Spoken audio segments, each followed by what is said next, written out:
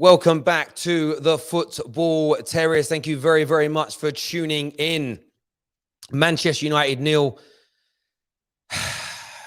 Man City 2, and it's another embarrassing performance for Manchester United Football Club. There is no doubt about it whatsoever. A humbling experience at the hands of Pep Guardiola and Man City, who absolutely toyed with Manchester United for large parts of the game today. They absolutely did. They toyed with Man United. They played with Man United. And there's nothing else other to say from me than the board have to act tonight. The board have to remove Ole Gunnar Solskjaer. I cannot see how his position is tenable at the club. I cannot see how he remains at the football club. I just cannot see how this happens and how it moves forward and what he can do. And whether you're someone that's been Ole out from day one or you decided to change today is inconsequential for me. You've got to make yourselves heard. You've got to let the board know. You've got to let them know what you think and feel, because today was, in some respects, more embarrassing than the slap that Liverpool gave us. It was more embarrassing because City didn't even really try at times. They toyed with us like a cat with a mouse. It was almost like Pep said, hang on, boys, let's slow down in that second half. We don't want to get Ole sacked. Let's keep Ole in power. Let's not risk a world-class manager coming in and awaking a sleeping giant. It's beyond an embarrassment for me now. The anger coursing through my veins right now is ridiculous. I'm having to sit here and hold myself in, because it's a shambles. And everything that's happened since the Liverpool game, we pretty much predicted. Most people thought we'd get a result against Spurs because of the position they were in, but they've gone on to a world-class manager. Everybody thought we'd struggle against Atalanta. And if it wasn't for the world-class brilliance of Cristiano Ronaldo, we lose that game. Today, we came up against world beaters. And when you watch the way we were structured out there on the pitch, we've got Bruno pressing when he shouldn't. We've got AWB stepping forward at the wrong times, letting players run in behind him. You've got players not closing down crosses. We're all at sea and conceded an own goal. Awful clearance by Eric Bailly. But why is the ball so regularly being allowed into that position? Everyone, by the way, today was woeful individually. But I don't blame the players per se. The system they are now sitting in has crumbled. It has collapsed. It has fallen apart. The second goal, Luke Shaw, daydreaming and ball watching. De Gea not anticipating the mistake. And we go 2-0 down to, I wouldn't even call it scintillating play from Manchester City. It was awful, awful, awful from these Manchester United players. And we are 16, 17 games into our campaign across all competitions. And it is just getting worse and worse and worse for Manchester United Football Club. It's just getting worse all the time. We've got a plethora of talent. We've got so much quality on that football pitch. And this football club cannot get it right. And it is not fair on the fans. It is not fair on the millions around the world watching. It's an embarrassment. The money that people pump in, the money that people pay, they want to be entertained. More so, they want to win. But at the very least, they want to feel like the team's being competitive. And it simply isn't happening under this manager and under this ownership. We are going to talk to the panel real soon. We are going to take your calls as well today on the Football Terrace. I want to know how you're feeling. I want to know what you're thinking.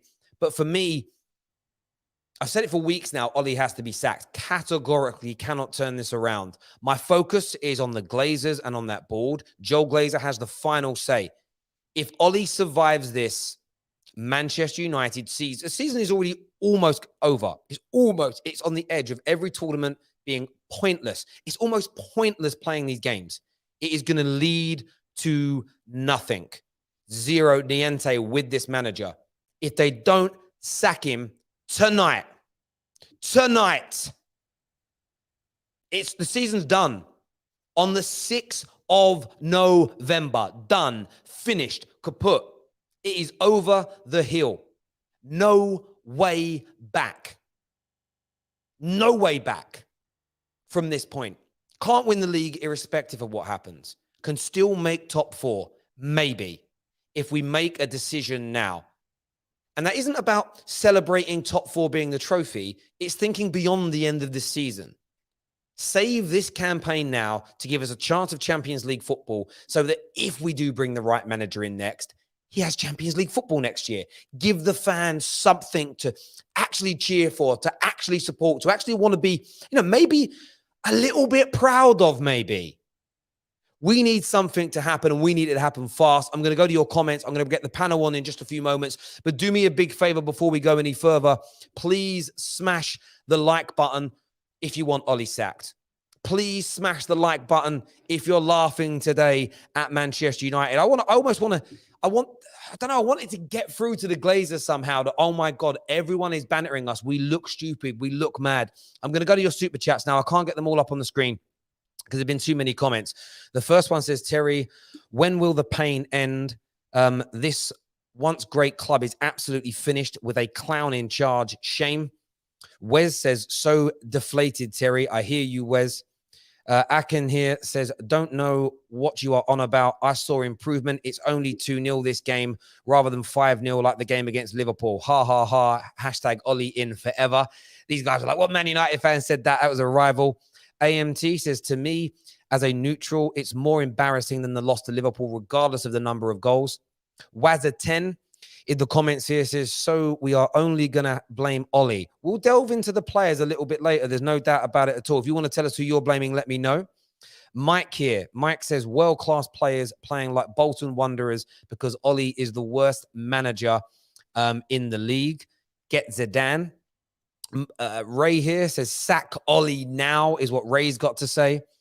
On top of that, we've got a comment from Nabil. Nabil says, can we put surrender flags at the start of the game? It would be better. Players aren't playing for the manager now. It's not embarrassing than Liverpool. King Cantona says, 2 options for me. 1, go for Zidane. 2, bring in a caretaker manager like Laurent Blanc, for example, and then bring in Poch or Ten Hag at the end of the season. We've got a comment from Jason who says, how can the squad assemble as such cost have only a total of 4 shots? And that's my point, Jason. It's a great point. That is Ollie. That is the way we play. That is the way we're structured. Teams like Crystal Palace caused more problems last weekend for City than Manchester United did. And it isn't just City that do this to us. It's everyone this season. Southampton have done it. Wolves have done it. Young boys, bruv. Young boys did this. Young boys did this to Manchester United. Young boys. Young boys. I'll get clipped. But Red Wolf here says, Pep playing his role to keep Ollie in. The Glazers won't see it as a bad result because of the score wasn't that bad due to the 6 days concussion rule. Will Shaw miss out on the England squad? Probably now. Josh with a super chat. Actually, if I missed one here, I might have missed one. I might have missed it. There's been so many that have come through. I can't even get them all up on the screen. It's almost impossible for me right now. I'm going to try my best. We've got one here from Nav who says, I didn't know Ronaldo was playing for Burnley. Has David De Gea saved Ollie's job? I get your point there, but he pulled off some brilliant saves. And that's the difference today. It could have been 4-5-6-0 without David De Gea's saves.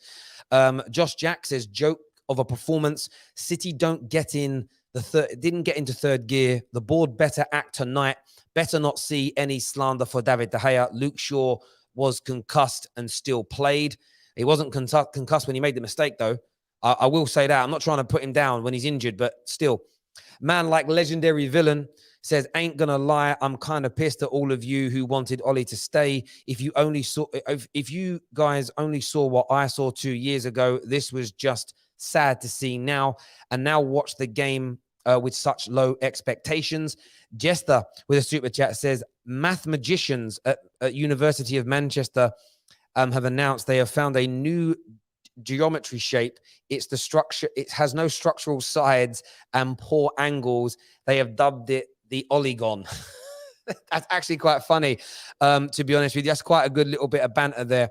Terry's shiny head says, Pep showed Klopp how to do it when you play against a soft year 9 school girl. You don't put 5 past them. You stop at 2 and play around them with ease. Hashtag Ollie in.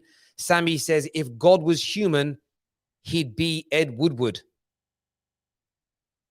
I don't quite get that one. That's what that one I don't quite get. Listen, Duke, we're going to bring the panel on. We're going to go to your calls very, very soon as well on the terrace. I still want to know what you're thinking and feeling. I know fans want to come on and have their say. For me, I'm fuming. I'm angry, but I'm holding it in. And it might boil out at some point in this show, so stay with me. I'm trying my best to hold it in right now. I do want to announce as well, you'll see my T-shirt. I'm going to go to the side here. Today, we are sponsored by BOOHOOMAN. If you fancy some new clothes and new garms, we've got a brilliant offer for you. If you use promo code TFT40, it's on the screen below me right there and in the description below, you can get 40%. That's 40% off of the total price of a large range of clothing at BOOHOOMAN. Click on the link in the description below. Go and check them out. We're all kitted out in their gear in here today. So a big thank you to Boohoo for doing that for us today. It really does help the show. And there's something in it for you guys as well. What we're also going to do today is we're going to add an additional prize to the Football Terrace secret phrase. So as well as the brand new Xbox, we're also going to throw in a limited edition BOOHOOMAN hoodie to the prize draw as well. So if you want to have a guess at what my secret phrase is, get that done right now. But I'm going to speak to the panel here. I need to speak to the panel. I need to get their thoughts and I need to get their feelings. First of all, over to Lias, of course, big Manchester United fan. How you feeling, mate? I feel dead inside, bro. That's honestly my honest opinion, my honest feelings after that game. I said last night on the terrace, I said Liverpool, the 5-0 was bad, right? We got humiliated. We got smoked. Could have been 6, 7, 8. But I actually predicted 2-0. And I said that this game would be even more embarrassing because City don't stab you through the heart, right? Like they like cut off your leg and then like cut off a hand. And like they make it so painful. And it could have been 6, 7, 8 today, but it's like surgical. It's surgical the way they pick you apart. And today, I think the only way you can describe that game was a training session, because I've seen Crystal Palace go up against Manchester City and remain resolute, remain organized, remain compact. I've seen Southampton remain resolute, compact, organized. That's like the bare minimum of a football club in the Premier League. How many times did you watch today Manchester United players just completely out of position, Manchester City players receiving it in acres of space? And for me, right, I know like a lot of what you just said, Terry, we said 2 weeks ago against Liverpool, he has to go. He has to resign. He can't manage another game. And yet here he is. But today, I think the difference that I saw today was these players have stopped playing for him.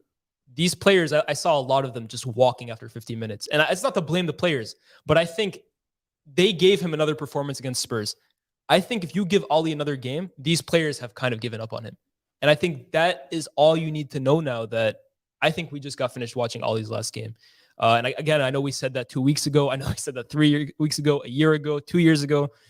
But something feels different after this game. And I think that is the last time we will see Ole Gunnar Solskjaer. We have an international break. I think they're going to take the opportunity now, hire an interim, maybe a Laurent Blanc, maybe I don't know, a Valverde. We'll see. But I think this is the last game we'll ever see Ole Gunnar Solskjaer manage United. Like, I truly hope so, mate. I do. Adam's here with us as well, mate. I want to touch on what Lias just said there about it being a training session for Man City. Do you agree? I do. We spoke about it being attack versus defense. Sorry, I'm really trying to wipe the smile off my face. Right. We spoke about it being attack versus defense, and we saw a team that is just well coached, a team that's well drilled, a team who have choreography in their attacks, a team that are in sync, that know what the other person in their team is going to do. And then you put that up against Manchester United, and it's just like chalk and cheese. Like Wan-Bissaka's pressing Phil Foden, which leaves a gaping, or pressing someone which leaves a gaping hole for Phil Foden to run into. It's just like, what the hell are you guys working on in a week? I really could not tell you. I don't think there's anyone that could say. And it's mad because I, for the first time today, have realized that Scott McTominay is not it. Like, I always thought there was something that could be worked with. I saw him hiding behind Kevin De Bruyne. What did I tell you, though? I told him during the game, he said, wow, Scott McTominay doesn't get on the ball. I was like, he hides, doesn't he? He's like, yeah, hides is the word. This guy, but again, I don't want to even make it about any player, right? Because like you can look at individuals, but at the end of the day, it's the system. We were talking about it. Scott McTominay is not a holding midfielder who shows for the ball. He's a guy who wants to make third man runs. He's good in transition. But We're 3 years in now with this manager, and this is why ultimately he has to go. We still don't know where our best players I'm can not gonna fit lie. in. I think it's system, and I think it's the manager and Yeah. players. Sorry, because your system can be bad, but your squad has got enough quality in it for people to, as everyone likes to say, take the game by the scruff of the neck and just vibes their Have way they not through been it. doing that for the last 2 seasons? Yeah, so what's wrong? You can do it again. It's a Manchester derby. Yeah, You have to do it today. I think now they're just confused because you're looking at them go 5 in the back now to hide, to make them defensively stronger. Then they switch to 4. It's just a mess. I just need to say sorry when it comes to the way Man United are playing. I've been sent a stat: 21% of Manchester United's Premier League defeats at home, since the Premier League begun, have come under Ole. Ole Gunnar Solskjaer. What? It's crazy. So 21%. The Premier League's been running now for 30 years. Yeah. 30 years. That. And 21% of those home defeats have come in a 3-year span. That's almost a quarter. It's almost a quarter of our home defeats have come in a 3-year. Literally in 10% of the Premier League's era under Ole, nearly a quarter of our home defeats have come underneath him. It is an abomination. And look, someone said in the super chat earlier, why don't we focus on the players? And McTominay was poor today. Everybody was poor actually today. But at the same time, when I look at Crystal Palace, when I look at Brighton, when I look at these teams, when I look at the way Wolves play, handfuls of players from those teams and squads touch Man United. And they play better football. They're more structured. They're together as a team. And the big question is, and I want to pose this, no one's given me an answer yet. That I haven't thought of it. I've not heard a single caller on the show, panelist, someone on Twitter explain to me, barring saying all these crap, because that doesn't deep it enough for me. How has it gone this far backwards after adding even more quality? We weren't this bad last year. We just weren't. 17 games in, barring Newcastle and Leeds, who both have been shocking this year. And you could argue the Spurs game, who, by the way, have been shocking this year. We haven't had one good performance all year. We've had 20 minutes here in a game, half an hour there, a second half, a good first half. We haven't had a good game. Yeah. Outside of playing the worst teams around at the moment. That, for me, isn't on the players. That sits with Ole Gunnar Solskjaer. But beyond him, it sits with the owners of this football club allowing him to be in this position. And that's why, for me, I've said it before and I'll say it again, if you're still pumping your money into this football club, please stop moaning about how it's being run. Yep. We have to act now as a fan base. It's utterly embarrassing. It truly is. 21%. We have a super chat here that says, why are you putting blame on Ole? He needs to go and his coaching staff. All three. Why are you putting blame on Ole? He has all three have got to go, not just Ole. I hope incompetent board sack him. I understand your point, but Ole could sack the coaches. The manager has the power to sack the coaches, Nabil. He could go, listen, guys, I know I'm doing my job, but I'm delegating the coaching to you two and we're struggling. It's, by the way, I want all of them gone, but Ole is the main man there. He runs that department. His department is failing. I then look at the board because they're allowing it to fail, my friend. Comment here says, real manure past non-existent. CR7 and Bruno Fernandes G's is what he kind of says there. What about them? I think he's just saying they're rubbish. Aaron here says, I 100% agree. Was looking like a training session for City. I never imagined United could look this poor with a squad that looks like that. And that's coming from a Liverpool supporter saying that to us. It's absolutely peak out here. It truly, truly is. I'm just beyond like I can feel it in my face. The embarrassment I feel. It's just. I'm just wondering. Yeah. As a player, what do you look at when you see Ole? That's the biggest thing. So I know you wanted to touch on the Harry Maguire captaincy thing. So. Briefly speaking on that, if I'm Cristiano Ronaldo, I'm looking at Harry Maguire and I'm thinking, number one, I do not respect you. You can't tell me anything about football that I don't know. The same thing with, if I'm Bruno, same thing. Even Pogba, again, Harry Maguire, you can't tell me a damn thing about football that I don't think. Rafael Varane. But here's what I'll answer to you. it's not just from the bottom, it's from the bottom up. You look at every single position of power at Man United, from the captain to the manager to the coaching staff to the director of football, which is Murto, who was at Norwich before, to the technical director, which is Darren Fletcher, who has never had a job like this a day in his life. Yeah. It's incompetency, it's malpractice, it's amateurs in every single role at Manchester United, and it goes from the top to the bottom. And you're left now with a club of yes men, of people who are that's why they didn't hire Antonio Conte at the end of the day. Terry said it. Ed Woodward did not want to have to deal with a guy like that. The board didn't want to have to deal with a problem like Antonio Conte. But this is what happens when you put amateurs and yes men at every single piece of power. But the idea is, when you get people like Darren Fletcher in the club, he knows it inside out. He knows the Manchester DNA. All he knows the Manchester DNA. What is the Manchester United DNA? I need both of you to tell me. I'd love to hear it, bro. Because as far as I understood it when I was growing up, the Man United way was getting the ball wide, playing it with wingers and whipping a ball in. Bro, I'm not seeing any of that. You don't do that anymore, because Wan-Bissaka can't cross because he's dead and he gets a nosebleed anytime he goes out. Ultimately, whatever you want to say, for me, this whole United DNA has been propaganda pushed by the club, in my opinion, with Ollie as the face, the puppet of it. But it is and it isn't. Okay, every club has a DNA. Every club has a way in which, you listen to Newcastle fans talk about how they want their club to play. Right. West Ham fans, they speak about, they want exciting, attacking football. They want their players to behave in a certain way. Everyone's got one. And you'll find when you get to the crux and get fans to explain it, they're all very similar. It's essentially, you want to play good football, you want to be competitive, and you want to work to win. You want people that put that shirt on and fight every inch and every inch. But what they've done, the propaganda element is, they've told us they're rebuilding it, and they haven't rebuilt it, because we saw that with a game like today. We haven't gone to 5. We haven't gone to 7 at the 5 at the back with 7 defensive positions being used and still attacking. We just tried to absorb what they had. We looked a little bit better in the second half when we went back to 4 at the back, because that's how we've been drilled. Yeah. There's no plan behind any of it.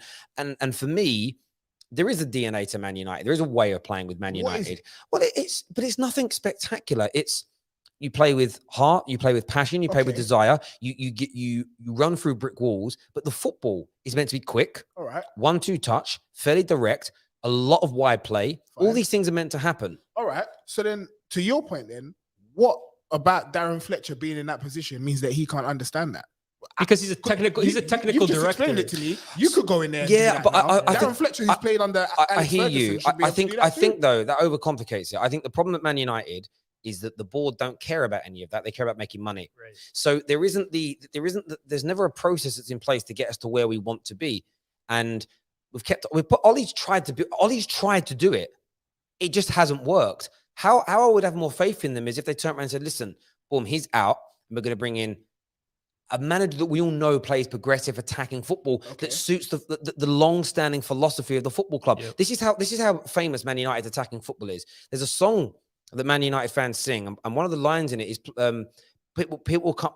I can't remember the line now off the top of my head. I'm too stressed. But essentially, the song alludes to when Man United used to go to different towns around the country. So why Man United had a supporters club base of around 70,000 people based in London before the Munich air disaster, because Man United were playing a brand of football in this country in the 50s that nobody else was. It was like, wow, I've never seen football like this.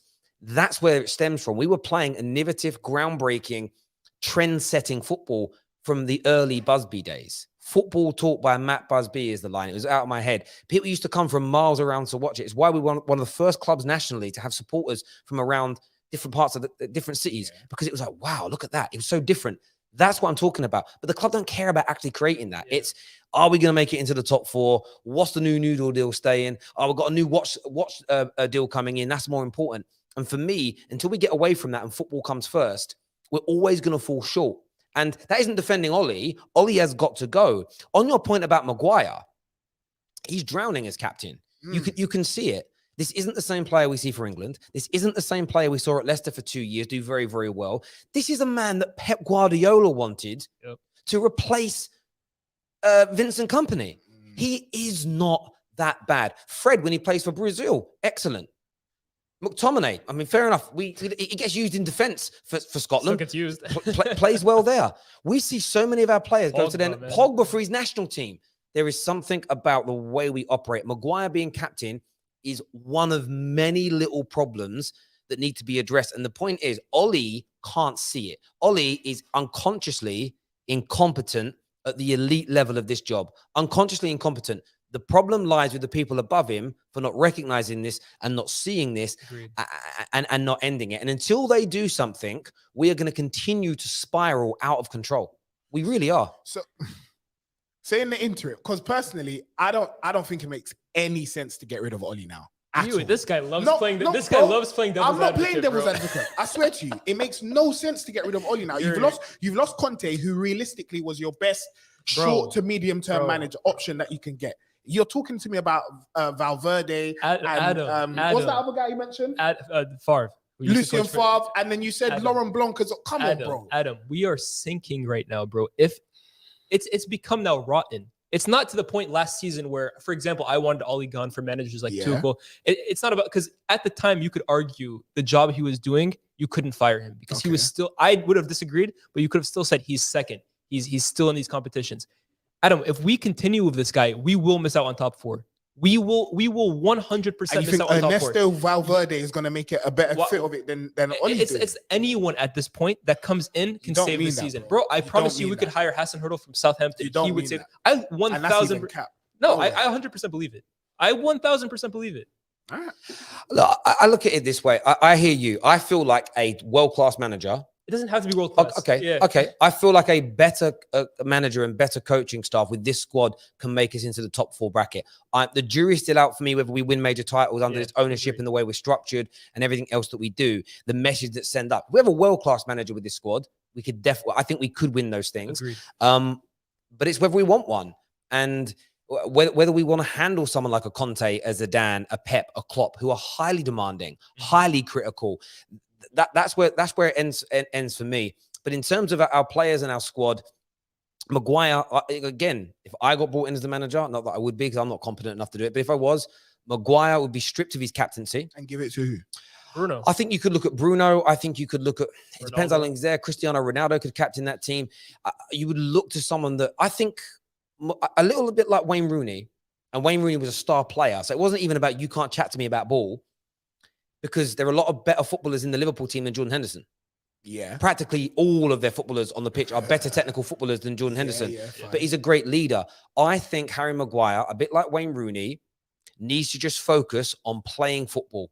He needs to just focus on defending, being in his position, organising that backline, organising the backline, organising his team, captaining the side, and being the manager's voice on the pitch. I just think it takes his head away from where he wants to be. Being a captain is a difficult job.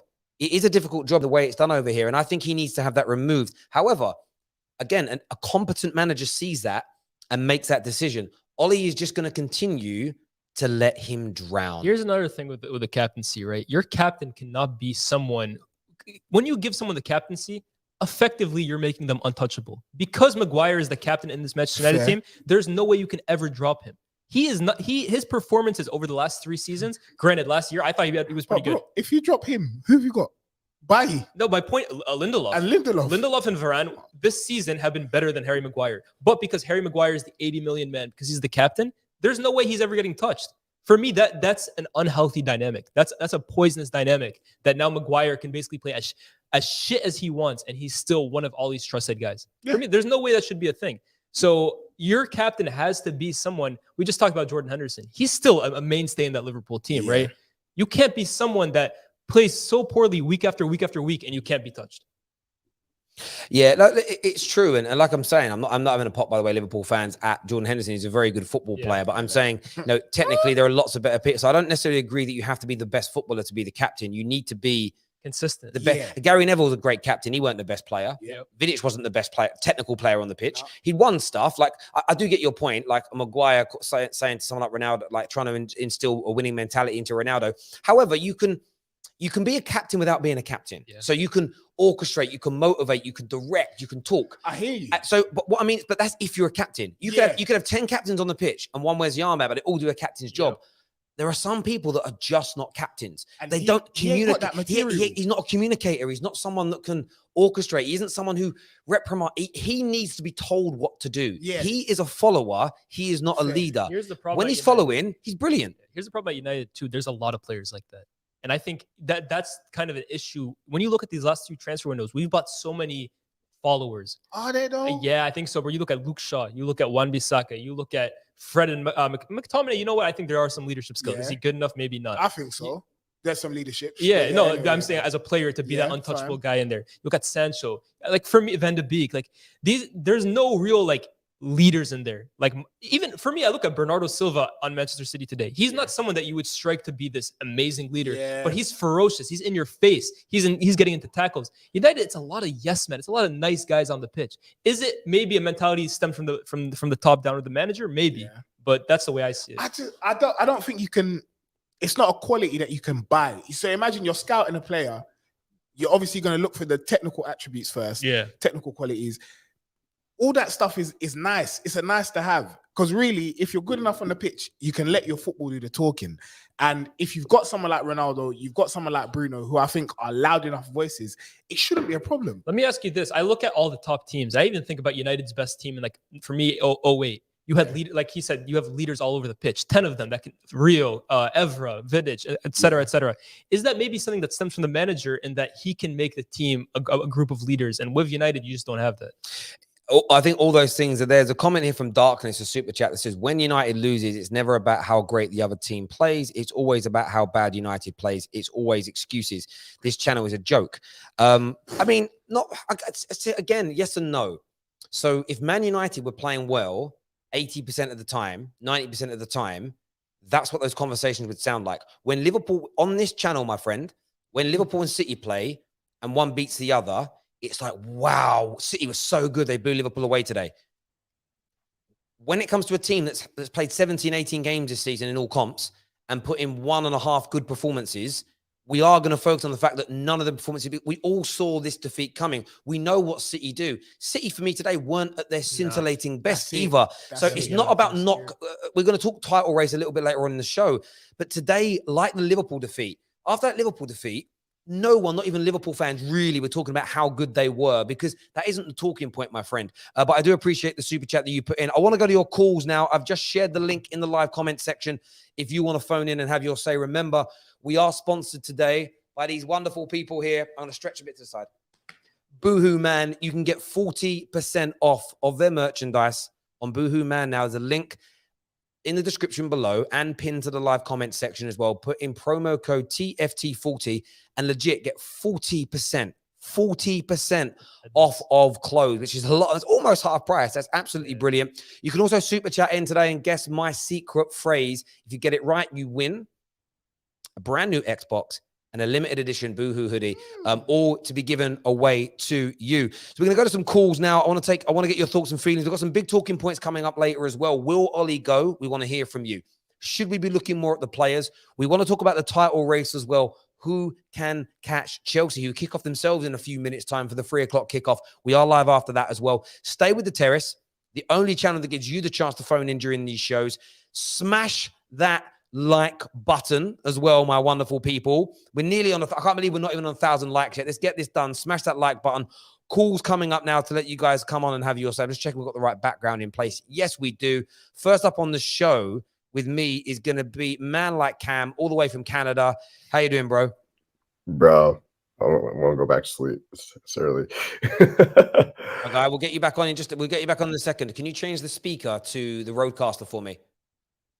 Yeah, we need to change that over. Sorry, we just need to change a little setting around and we'll get the calls to work in just a second. We had a super chat that came through. That should work now. Let's try Cam again. What's up, man? There we go. Now we can hear you. There we go. Yeah, what you saying, bro? Like I said, I want to go back to sleep. Waking up for these games sucks. It's like I told him about that, bro. I told him about the 7:30 kickoff. Bro, it's tough. It's tough. He knows, though. I'm here, though. So I want to answer your question. You said, what's happened? Not just say all these shit, because I agree that's a lazy answer. Pressure either builds diamonds or it bursts pipes. Pipes have burst for us. I think personally, I can't go at Murtaugh and Fletcher because I think the buys were fine. I think our team is not that bad. But with this pressure now, Ollie is crumbling because with these players, it's not like before, right? We had excuses to not be where we were at before with the players we had. I understand we're still missing a defensive midfielder. I understand we're still missing balance. But like you've said and what's been discussed, the players on our team play extremely well for their country.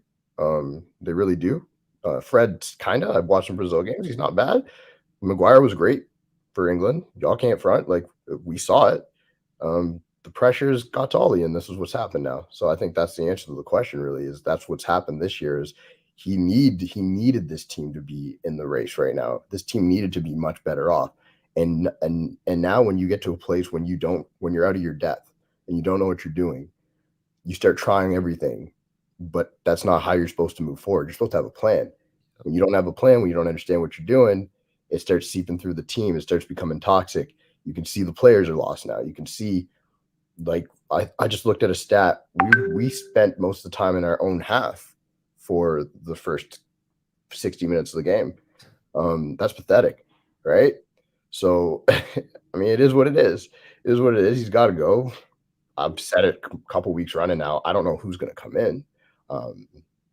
So it's kind of we're in a position, right? Cam, I completely hear you, bro. I really do. Great call, my friend. Thanks for coming on, having your say. Really appreciate it, my guy. Top man. Thank you very much indeed. We have a super chat here from Jimmy, who says those players need to look at themselves just as much as Maguire should not be captain. Liverpool's stars respect Hendo because he's a great captain, even though they are better. It's a two-way street. Sorry. Agree. Can I just ask a really quick question?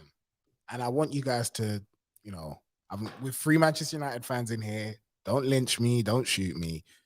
Guys, is it time that we maybe begin to question whether Trent might actually be better defensively than Wan-Bissaka? Ooh, that's a big question.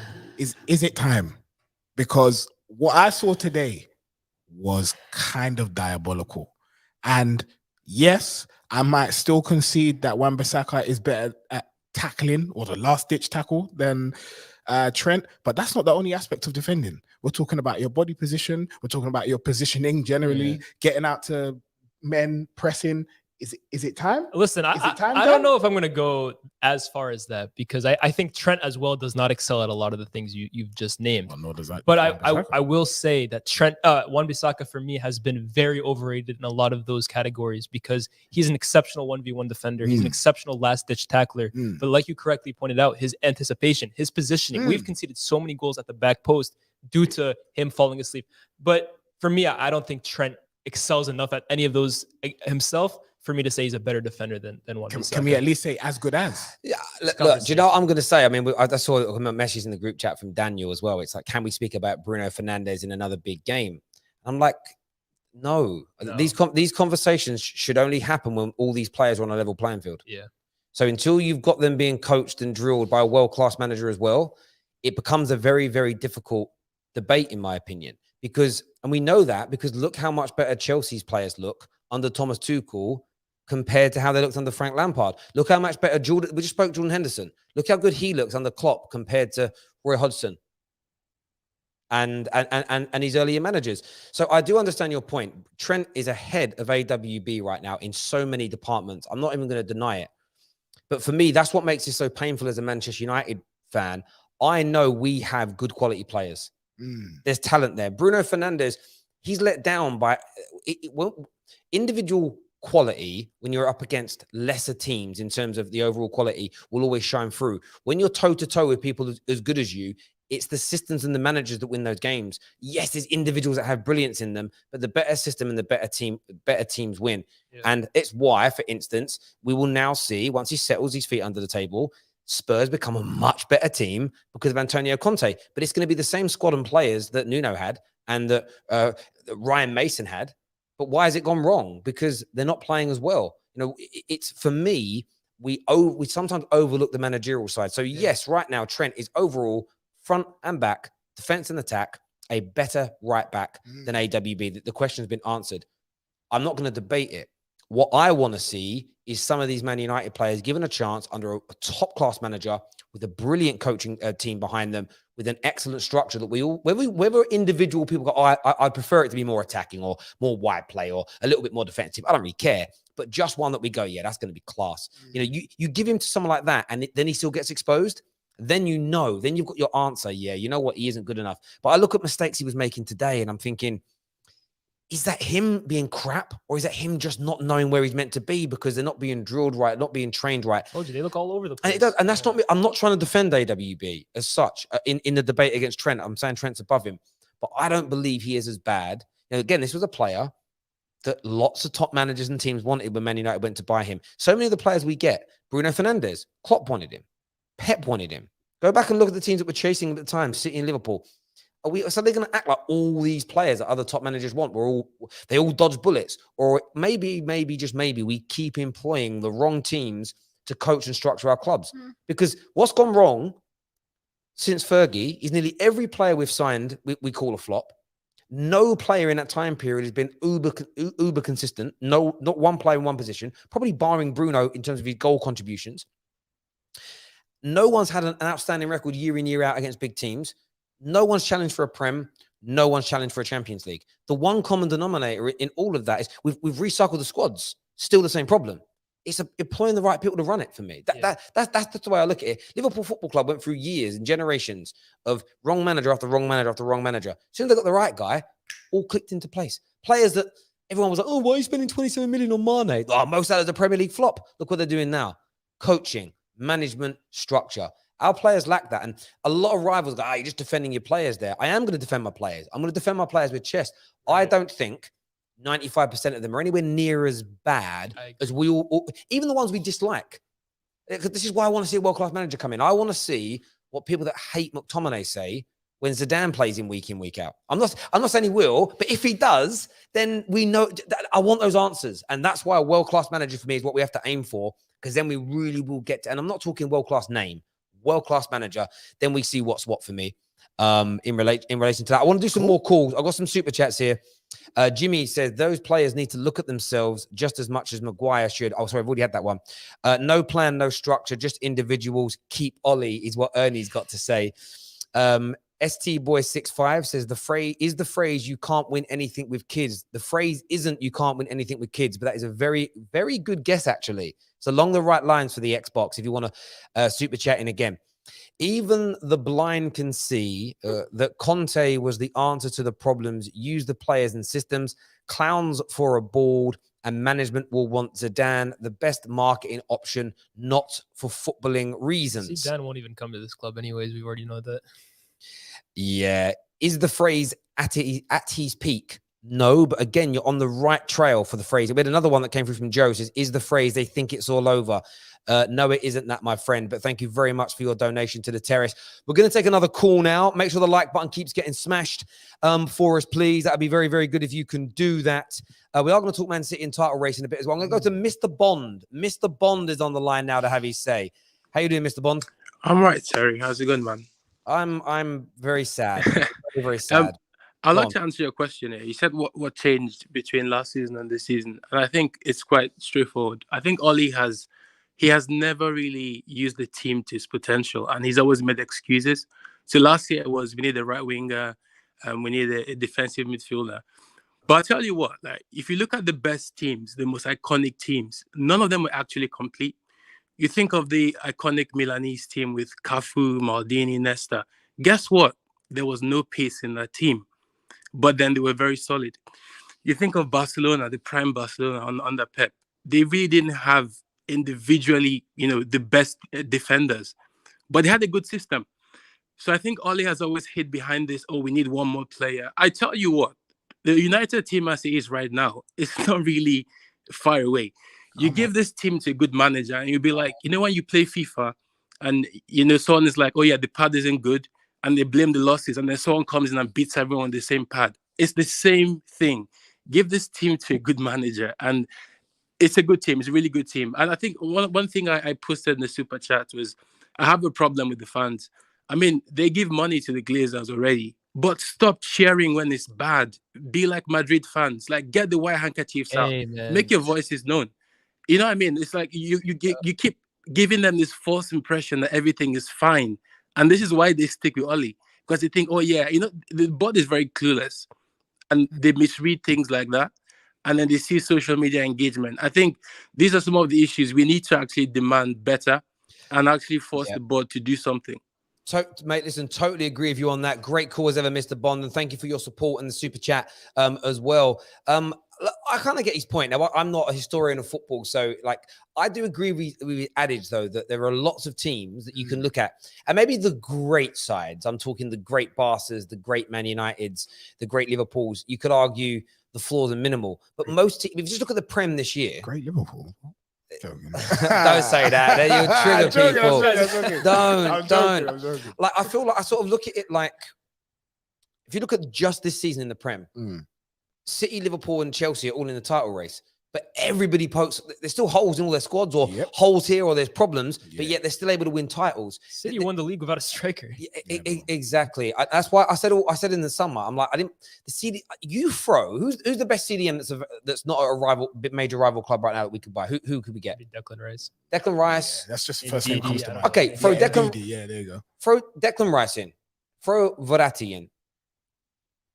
We ain't going to get that much better. Yeah, I agree. We're not. One player isn't fixing us. It's not about that. For me, it's bigger. It's structural. You could throw in, if Jurgen Klopp was managing this team with Fredo McTominay, we'd play better. Yeah. We would be able to challenge with this squad for a title. He'd make the best out of them, 100%. Exactly. I promise you, Klopp with this Manchester United team wins the league. Adam, this is why I'm asking you. You said I told you a Valverde or a Favre make this team at least better, and you're disagreeing with me because Favre and Laurent Blanc and Valverde, I don't think they're doing anything with it. Especially they're not doing more than Oli. They've not managed in the league before, bro. Like I said, they're not winning the league. No, none of these managers we're talking about will win the league. But you cannot tell me you give them this job till the end of the season, they don't raise the ceiling. I can't say that confidently. I cannot do it. Man. I cannot do it. It's going to be an interesting one. Viewers, you want your take, you want your views and opinions. We've got Dom coming on in just a moment to have his say. Strip Bear with a super chat here says, if Conte finishes above Oli, the anger. Yeah, I mean, I'm actually surprised I've held it in so far today. I think it's probably because I'm all angered out. Thank you for touching my hand there, Adam. It felt nice actually. It's when you feel down, you just need that human contact. I need a hug right now. Yeah, I know. Anybody listen? I just need a hug, please. Somebody come hug me, please. Is the phrase in his pomp? That's nearly the secret phrase. That's so close to the secret phrase. I don't even know what it is, but I know that this guy loves that phrase, bro. That is it. Listen, if we hit 2,000 likes on this show, if we hit 2,000 likes, I'll give you another clue. Make sure you check out Boohoo, by the way, our title sponsors of today. You can get 40% off all their clothing range on BOOHOOMAN. That's actually not true. It excludes certain ranges. Check the T's and C's in the description below. But the majority of their clothes, nice T-shirts, hoodie over here. And a man like Adam, got the hoodie there. Got a T-shirt on Lias. A little big, but yeah. beautiful shirt. It's oversized on purpose. It's an oversized range. You know that Shoreditch look. Yeah, exactly, bruv. You're looking slick there, my G. You are right. Dom's coming on there to have his say with us now. Smash that. The likes have gone up a little bit, but we're going to hit the 2,000 mark, people. Let's do this. Dom's here now. What are you saying, mate? What's going on, brother? Yeah, and just a quick BOOHOOMAN has got so much better. It's so hard finding clothes. I have to get XXL, and it's got a nice fit, so I'll back that all the way. BOOHOOMAN, baby. So what I want to say, right? I'm trying to think about the best way to really sum up how I'm feeling, and the song "Don't Go Chasing Waterfall." And you sing that song, you start getting all sad. Beautiful voice, bro. Oh my God. I like it. Hey, look, we got to try and bring some vibes. But honestly, every sad song, every Coldplay song came into my voice and into my head every time I watched us kick the ball. Because if you look at every Coldplay song, it is sad. Do you know what I mean? It's like, oh, yellow. You know what I mean? I was like, what is going on with Manchester United? I'm thinking Marvin's Room or something, bro. That's what I think. Honestly, like, lads, I am literally like, I've got a beautiful wife, 2 kids. I saw my son, like, he's playing Switch, and I was like, he's having more fun than me. He's freaking playing Mario Kart. I'm like, what is going on? Like, if we actually break down the game, right? The game was done. The game was done. Obviously, at the beginning, everybody's a little bit tentative. Everybody's thinking, okay, let's just get the ball and so forth. Even, you know what really put me off at the very beginning? When the team were coming out late, Man City were already in the tunnel. The team came out. What are you waiting for? It's the biggest game. Like I see Maguire, his head weren't in it. I'm seeing quotes from Oli saying we still can't pass the ball.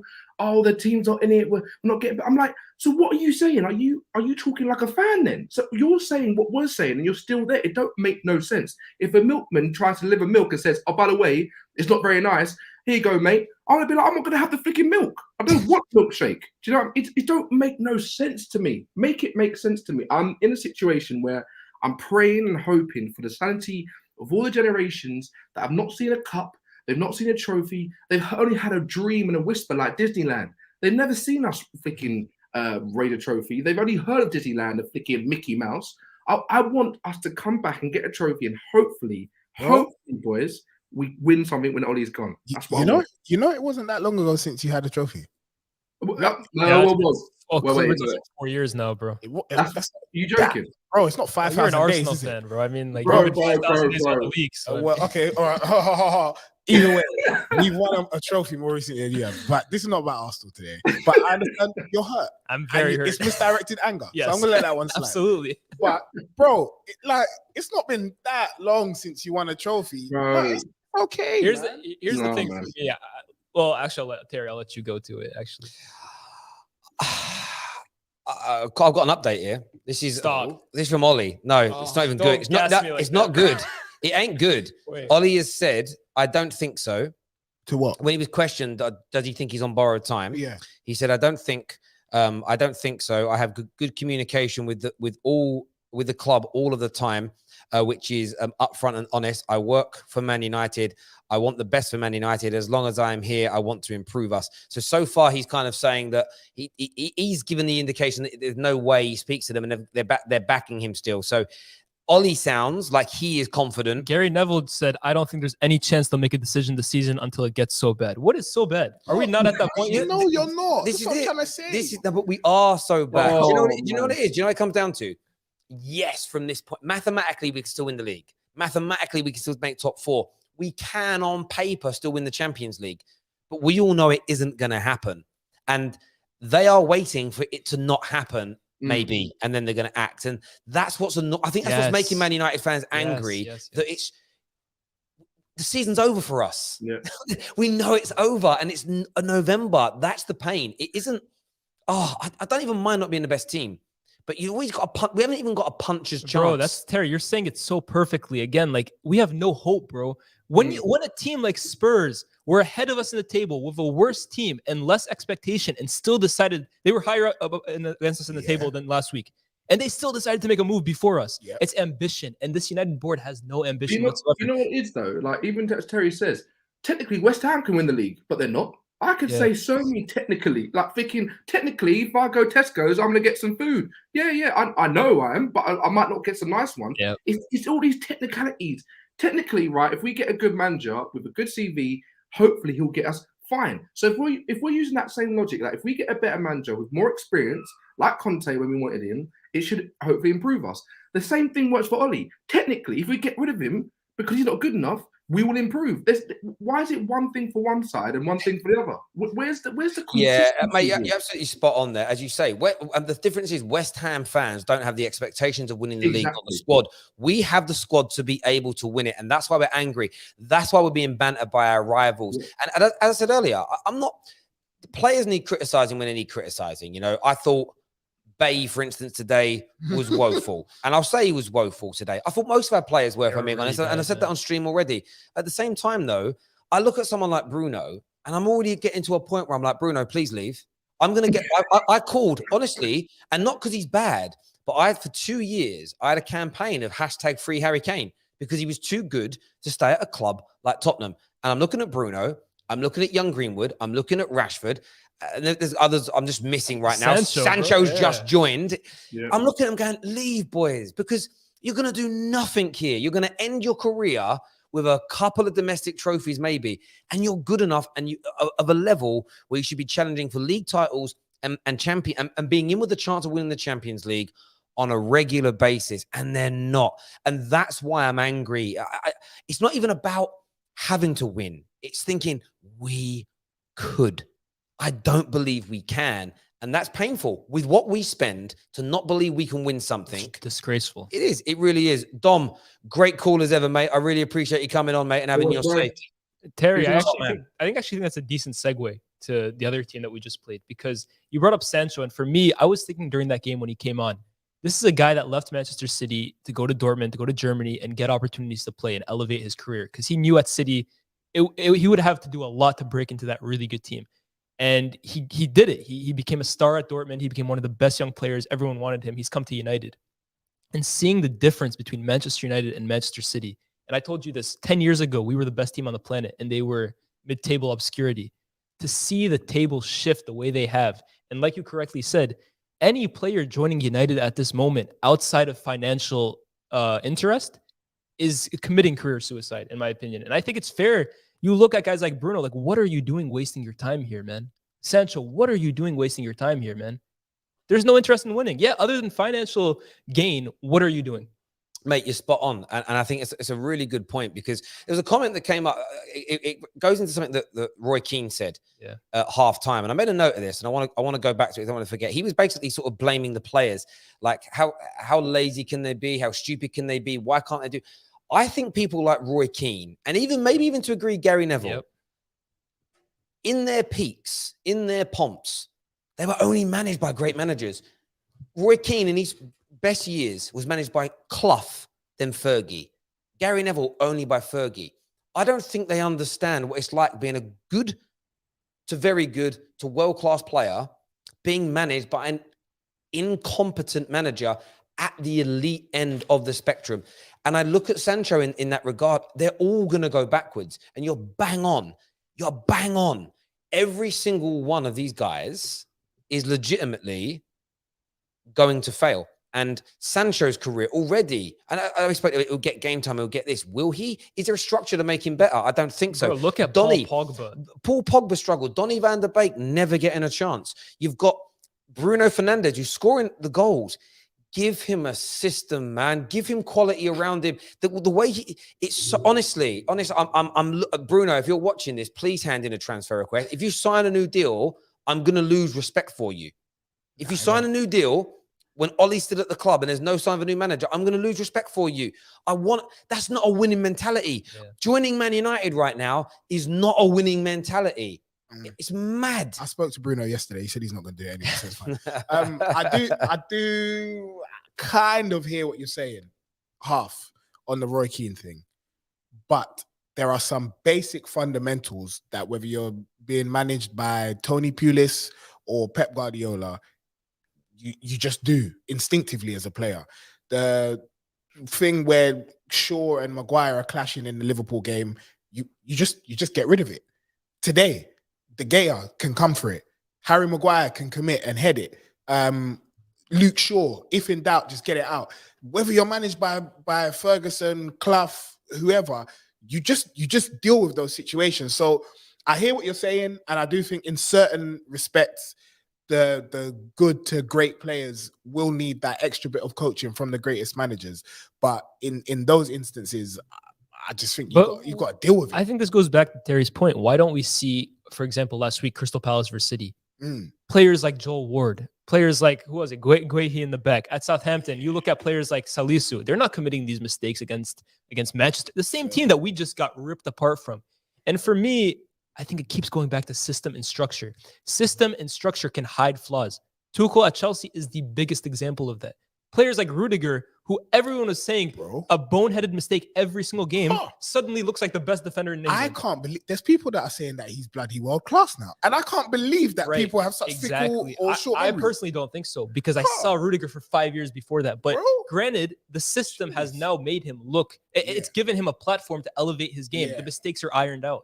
So like you're absolutely right. Maguire should be heading it out at this occasion. Shaw should be more attentive and clear that ball.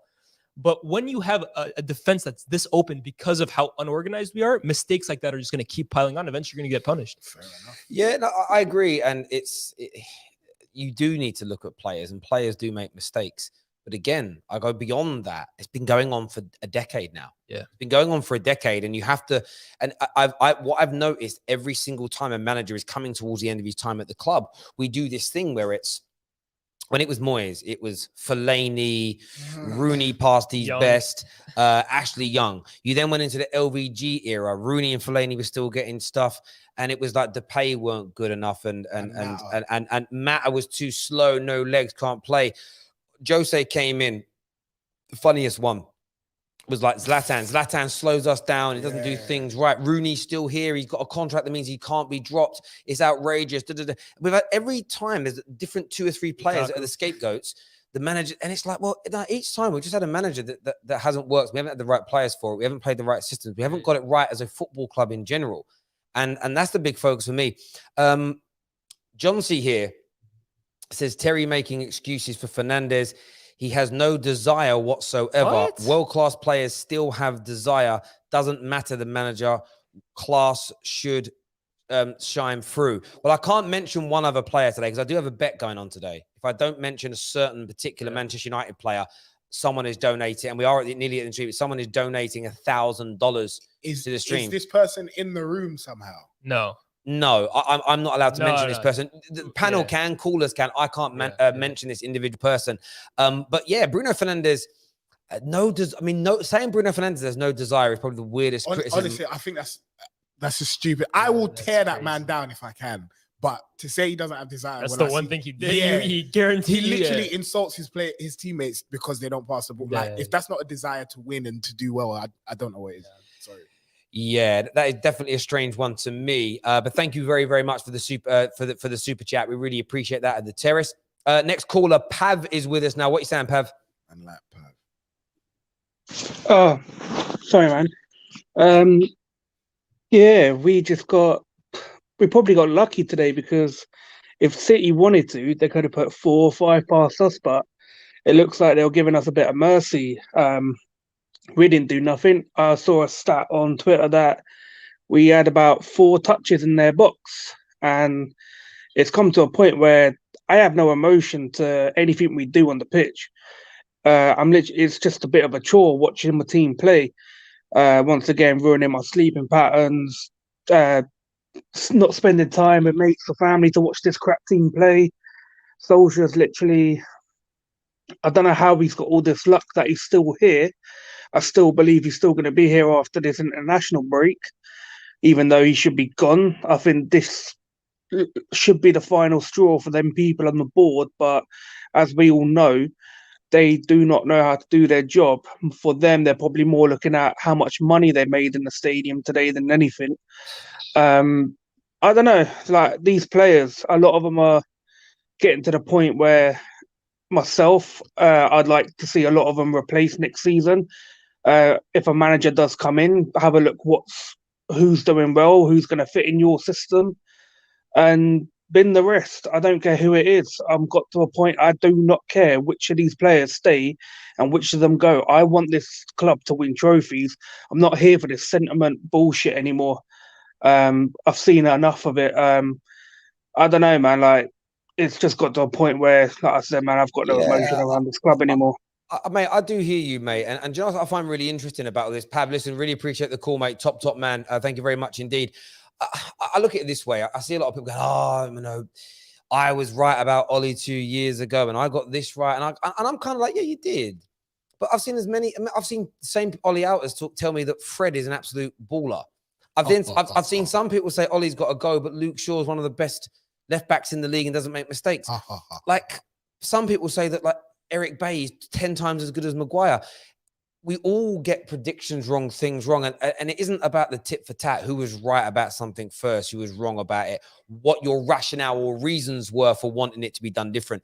The point and the facts remain that Manchester United Football Club are run atrociously, and it's why we are where we are. I wanted to have a quick chat before the end of the stream. We are live after Chelsea versus Burnley as well, so stay with the Football Terrace today. In terms of the title race, a lot wasn't made about this in the build-up to the game, really. And I know that Man United dominated the headlines on this one. But it was so important for City because if they'd have lost today and Chelsea win, that'd have been 8 points off the top. Yeah, instead, they're 2 points off the top. Chelsea currently being held 0-0 by Burnley, 30 minutes on the clock. I mean, it's going to be, in terms of the title race, Adam, who are you swaying towards right now? I'm swaying towards Chelsea. Just because they look complete. And I think the scary thing from a rival perspective is that Lukaku hasn't really been firing yet. No, not at all. So I think if he bags 20 goals a season, they're guaranteed the league. And I think it really is that simple. I think Liverpool have looked better than I expected them to look as well, even or notwithstanding the fact that I think depth could still kind of get them. But in a one-off game, if they've got all of their first 11 fit, I don't know how you beat them because they're fantastic. So yeah, for me, really, it's between Liverpool and between Chelsea, and that's because, as Leah said while we were watching the game, City are great, but they just kind of lack that finishing, cutting edge, as he put it. But yeah, it's Chelsea for me. I think City, though, almost contradicting what I said, but yeah, they definitely are lacking for me that cutting edge, and I think today was almost an indication of that, right? Like they could have scored 6 or 7, but you've seen numerous times this season. I think Terry said it last week. They've gone 6 games this season without scoring a goal. That's almost unheard of for a Pep Guardiola side. However, this is where, for me, you have to always give credit to Pep in these. Pep is the king of domestic league seasons. I think he's only lost 2 or 3 his entire career. And that's because at some point in a season, his team goes on a 10-15 game winning run. It happens every single season. It happened last season, happened the season before that. If that happens, and we anticipate Liverpool to fall off because of depth, and we'll see how legit this Chelsea team is, because they're good, but do they have the experience? I think it's too early to count out City just because they're capable of that run. But I agree with you, man. I think Chelsea right now, I have to be proven wrong here. They just, like, you're telling me they're 0-0 at 30 minutes. I think they're going to win that game. Bro, they do this every week. I don't worry about this. Yeah. By the way, a little shocker as we speak right now. Norwich are currently 2-0 up away at Brentford. Wow. Told everyone Brentford to get found out. Oh, good. I want to know what Arsenal fans have got to say about that. See, they're a really hard team to beat. Norwich are beating them. No, I'm only messing. I did a Claude. I love Claude. Missed that guy. It was such a great man. They'll get found out. The smaller teams always do. Listen, I still put Chelsea up there for the reason that they don't concede goals. If City stay within 4 to 5 points and buy a striker in Jan, my mind might change. It could change. But I still think it's like City to write Liverpool off. What I do know is I think we are in for a roller coaster. I think we are in for something majestic in terms of the operation, it's working, and everything else to boot. So I'm very, very intrigued and excited about it. Does make me a little bit painful because I feel like Man United should be involved in it. They should, but they're quite simply not. Final question for you boys, and I want to get the audience's take on this as well. Go ahead.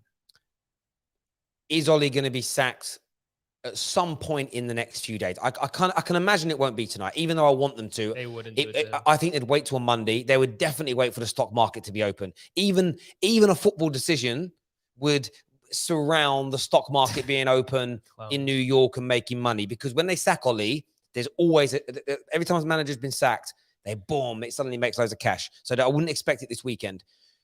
Do you and do the audience agree or feel like he's going to lose his job? I think this is the last time we see Ole Gunnar Solskjaer as Manchester United manager, and I don't want to say anything like stupid because I think last time I was on here, I said something that got a huge reaction. But if they don't fire him after today, I think I've lost interest for this season in United, to be honest with you. I think if they do not fire him after the performance we just saw today, coupled with the performances all season, coupled with the fact that the season's probably done in November, I don't really see what the point is anymore in putting our emotion into this. And obviously, I'm going to watch every single game. I'm going to hope we win. But how can you be like 100% in if you know that there's no consequence? We're just playing the play at this point. So yeah, that's kind of where I sit. But I believe what I just saw there, the players, the way they were behaving the last 15 minutes, I think they're giving up on him. And I think once you lose your players, you're done. Interesting. Kai Havertz has just scored for Chelsea. Chelsea have gone 1-0 up. It's what they do. It's what they do. Adam, yourself, do you feel like he'll go? No, I don't think he'll go. I think it would be stupid for you guys to get rid of him. You are crazy. Okay. I think it would be stupid for you to get rid of him now. And even like, that's not even me being a salty rival. Of course, I want him to stay because I think in big games is a big talking point, and Schadenfreude and blah blah blah, all that jazz. But even as a Manchester United fan, making a knee-jerk reaction now in November would be the stupidest thing that I think you guys could do. Genuinely. I disagree. It's a stupid decision. We have a comment here from our Twitch account that says he's gone, Terry. I actually think you actually thought I meant he's gone there. He's like, you got me. He's gassed, gone. The decision's already been made. Just waiting until Monday to say it. That comment made me think.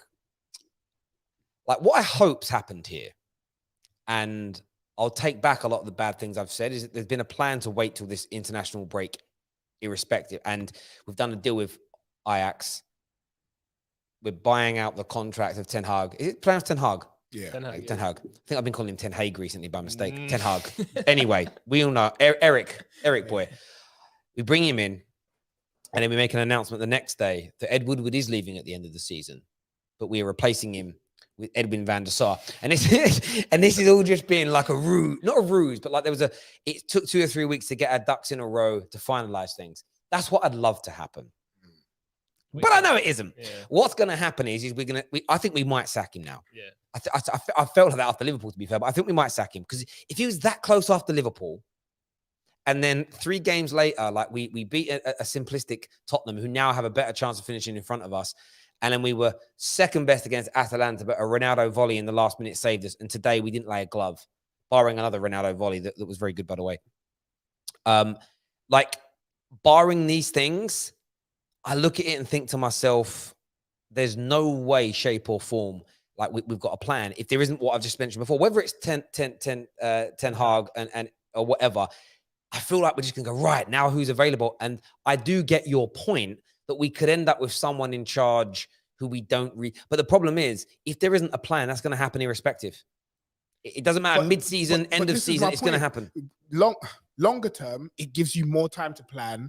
The market, you can see who's available, and it gives you more time to strategize. But that's what I'm saying. You get an interim manager, but so why that you just save the Oli season. is your interim manager, bro. Bro, clearly he's not. He's on a 3-year deal. Oli is still your interim manager. Everyone knows Oli is not going to be the guy to lead you back to great success. They gave him a 3-year deal last season. How do you know that, bro? I promise you, he's not the guy. No, I don't even think they think he's the guy, because even at the time they did that, Conte was still flipping into manager.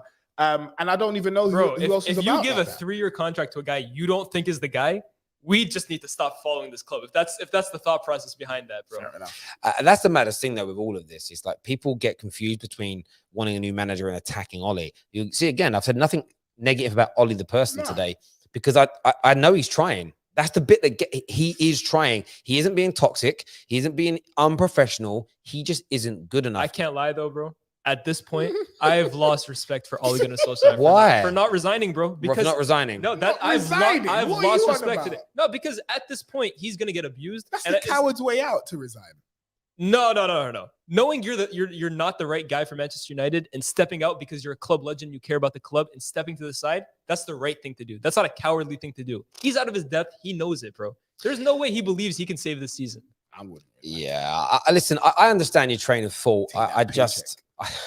Yeah, I mean, there is the money side. Get your bag, bro, but secure that bag, baby. I do get it. It's just got to a point, I think, from a fan's point of view, where it just feels. I do get your emotions, because I feel them sometimes as well, where it's like the only thing I would say, this isn't a defense. I think he's unconsciously incompetent. I don't think he knows that he isn't good enough. That's scary. And but you'll find in life, and you're a pup. You're a young pup. You're on your way up. As you start to work in different fields and industries, you notice this a lot. You legit notice it in people, and you're like, you don't see that you're bad at your. Like I've had people like design things for me, and I'm like, yeah, it really ain't the standard we want. And they're like, it's really good. And it's like, bruv, it looks like you drew it with your foot. And then they don't. It's like, did you get a crayon and color it in with your left foot, bruv? Like, it's not very good. But they see it as it's amazing. How many times do people sing and go, yeah, I'm a singer? And you listen to them sing, you're like, oh, but here's the thing, bro. Tone deaf. Ollie's tone deaf. Ollie has been at this level. He's played for Manchester United. He's won everything there is to win. He has to know this isn't good enough. No, honestly, some people are tone deaf. Some people sing and they hear a good voice.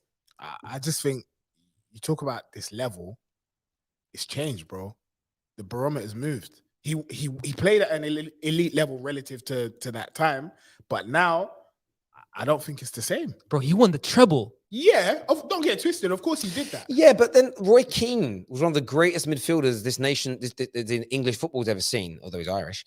But he can't manage. No, I get that, but my point is, you're saying he doesn't understand what he's doing is a bad job right now. No, he is. Again, what's another saying to make it make sense? He can't see the wood for the trees. I guess He's in the middle of it. He thinks it's going to come good.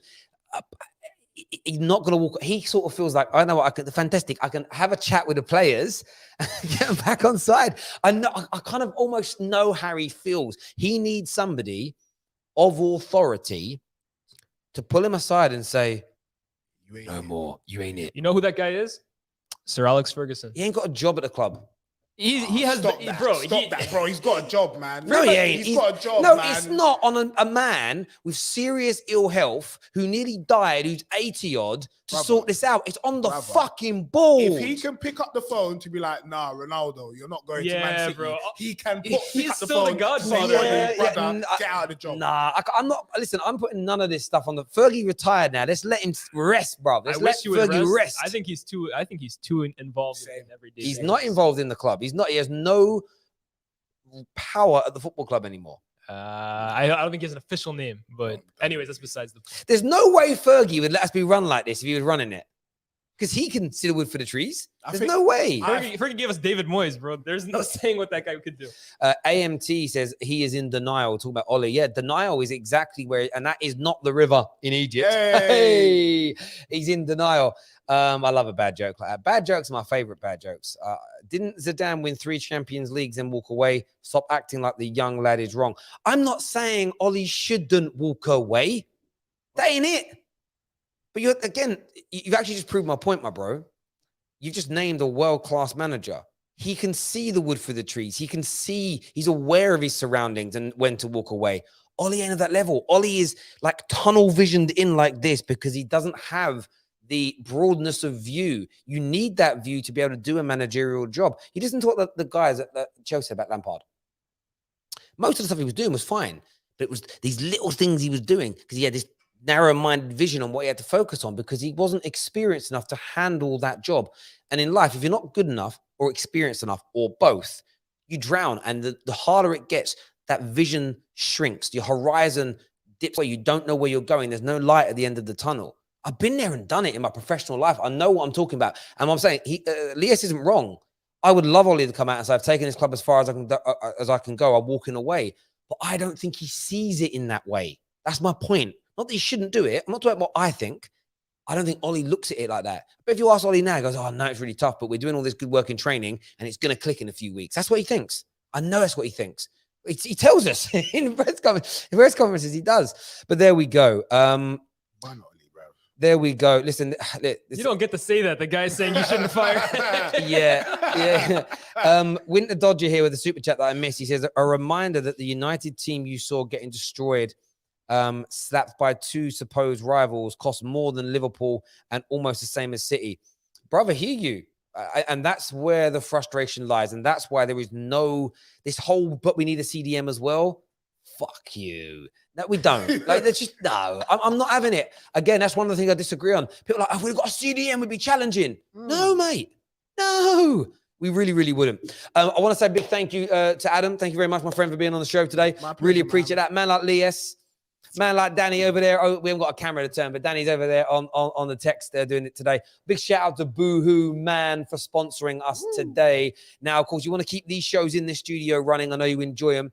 We do need financial support. Boohoo are looking to give that to us. So make sure if you want a little bit of clubby, you go check it out. You use our promo code TFT40. It's on the screen. In the description below. Go and buy yourselves a little bit of clothing. I'm about to go and do that myself now. I've got these. I've got a nice pair of trousers as well. Do you want to see them? Look at these bad boys. Look at these. See them? See them bad boys? Do you know what? That really hurt my leg up like that. I was so old. They've got some wicked clothes, some good drip over there. So go check it out on BOOHOOMAN. Until next time, people, take care of yourselves. Goodbye. God bless.